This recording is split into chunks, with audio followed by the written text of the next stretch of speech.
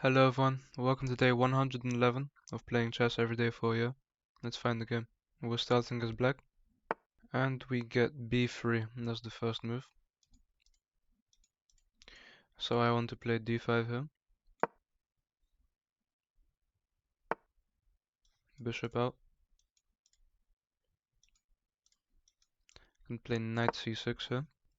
I can play e5, bring my bishop. So I think here, I just play e5, develop my bishop and my knight. My queen can also come out.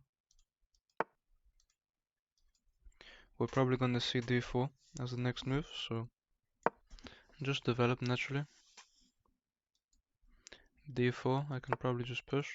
Could go for this to tempo the queen, but my opponent would just block. I think I just develop normally here. I can play e4 here, which seems weird. If my opponent pushes, that's a problem. If I lock in this bishop with d4, my opponent kicks me. But then I go here. I'll play d4. Kicks my bishop. I can tempo the queen, but maybe that will help my opponent develop. If I tempo the queen and they block, their dark squares are very weak. So I can tempo the queen here. Also with blocks I can go back this way. Just develops the knights. I could make an escape for my bishop by playing h5. Or h5 locks my bishop in and gives me room.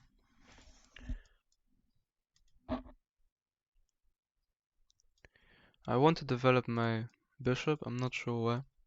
Maybe just solidly here.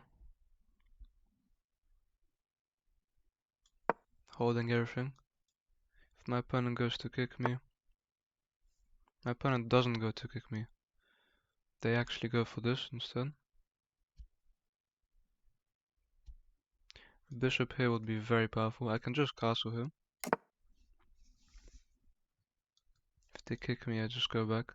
Knight out, the knight can come here. This is the only knight move in the position. I can defend that with b5, which doesn't seem amazing. Could also take the knight now, but then my opponent just develops. Bishop here would be very strong. I'd have to move the knight and then bring my queen here and put my bishop here. The knight comes here though, which is annoying, but it's not a huge threat. I can actually play knight h5 here. If they kick me, I just go back. I'm trying to put my bishop here, where it looks very strong. Bishop comes in this way. I could take. I could just defend this bishop like this. If they kick me, I take. Now I'm attacking the bishop. The bishop has to go back.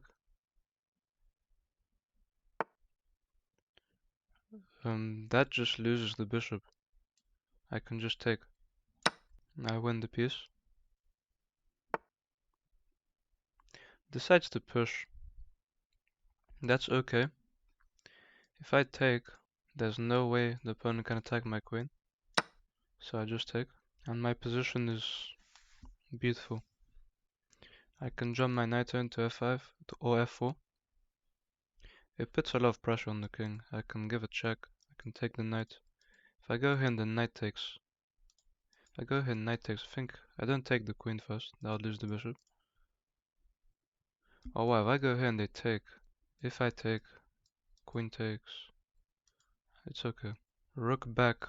I can just jump my knight in here, I think. Knight in. If takes. Knight in. If takes, I can take. Then if queen takes, I just take. Tempos my queen.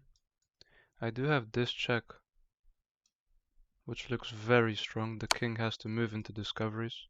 I mean, the rook can take, but then I just take. The king only has this square. Then I go here, double check, and then I take. Decides to take with the rook, which is correct. Can just take with the bishop here. I can bring my rook into the game. I could bring this knight into the game, but That would be many moves. I think I come in with this bishop as the quickest way to put pressure on my opponent.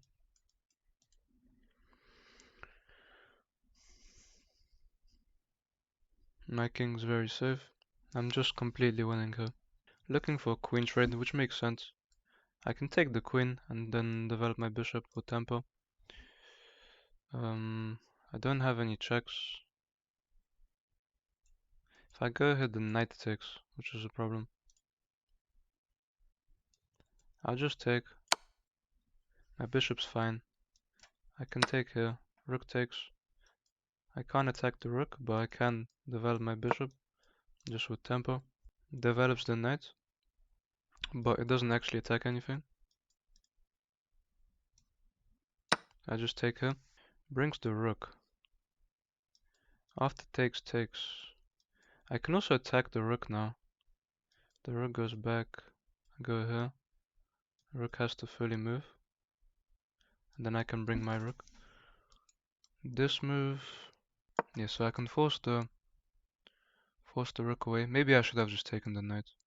I can go here. Well, my opponent just trapped their rook. I'm just going to bring my own rook. Develops the knight. I just take the rook. This check doesn't do much. King takes. Can bring my rook in to defend this square. This square is already protected. I think I just developed my rook here. And my opponent resigns, so we get the win. We're completely winning. Let's look at this game. My opponent played at 74.3. I played on 86.2. My opponent played like an 1100. I played like a 1450. So d4 is correct. e4 looks weak going into this fianchetted bishop. e4, I can play e4 here now because my knight's there. It was better to play e6, but I prefer developing. This was okay. It was better to play bishop d6, just holding the center. d4 was okay. Bishop d6 was better still. It was more solid. I tempered the queen. Yeah, bring my knight was okay. It was actually better to take, I'm not sure why. Defending the bishop seems fine. Maybe because my opponent can kick me out. And then kick the knight away. But my opponent blundered completely by moving their rook for some reason. That just lets me take the bishop. And this is an even bigger mistake because I can just take with the queen. I bring my knight. Taking was the right move for my opponent. If they took, I'd have to take the queen first and then the knight. And it'd be up a piece. Instead they choose to attack my queen, which gives me this check. They sacrifice the rook. This knight move is good. I am forced to trade queens. It was actually better to just defend the queen and keep pressure. Bringing my bishop is good. I trap the rook. And my opponent resigns because my opponent just has no good moves. I'm up 9 points of material.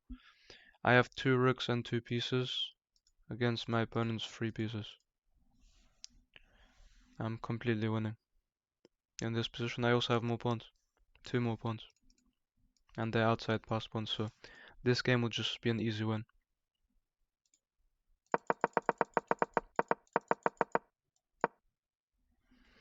That's all I have to say for this game. We played very well. My opponent blundered in the opening. Thank you guys for watching and I'll see you tomorrow.